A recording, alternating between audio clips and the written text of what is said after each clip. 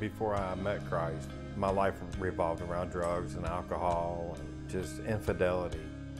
One day, it just boiled down to me and Cindy were going to split up.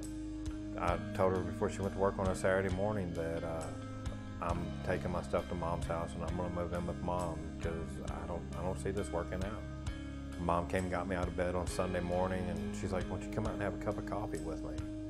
I'm like, all right. So I got up, went out and had a cup of coffee, not knowing what this was going into, but the next question was, "Why don't you do yourself a favor and go to church today?" I'm like, I can do that.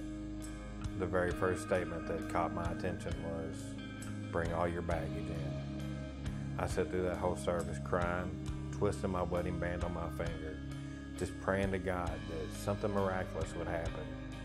When church was over, I looked at my cell phone. I had like 13 missed calls. It was off my wife. She's like, "Why are you ignoring me?" I was like, "I'm not ignoring you. I went to church today." I was like, "There's one aspect of our marriage that we're really missing out on and we need." And she's like, "What's that?" I said, "We need God in our marriage." I said, "We can't do this alone." Shannon comes this morning to give his life and to give his heart to the Lord. Shannon said he's always believed in God, but today he comes to follow him and to follow hard after him.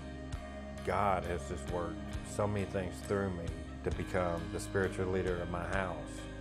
He has torn roots and vines and thorns and everything away from my heart to show me the man that I need to be in my household. My daughter, she's had some troubles in her life, but she looks at me for guidance. She went to rehab and they wouldn't accept her. They told her to go home and detox and deal with it and start your life over. So that following Saturday we come to church, and the first time that I had came to Northside, that I see at the end of the service, "If you want to surrender your life to Christ, come forward now." And I looked back, I was about 4 rows in front of my daughter, and she just had big tears welled up in her eyes.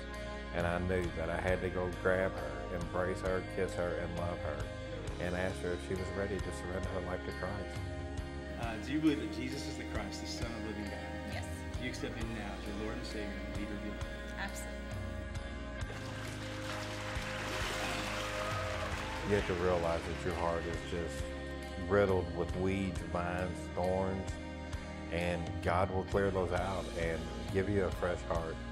I didn't think that I was capable of having God's love, but all along, through the whole years that I was doing drugs and alcohol, His love was there for me.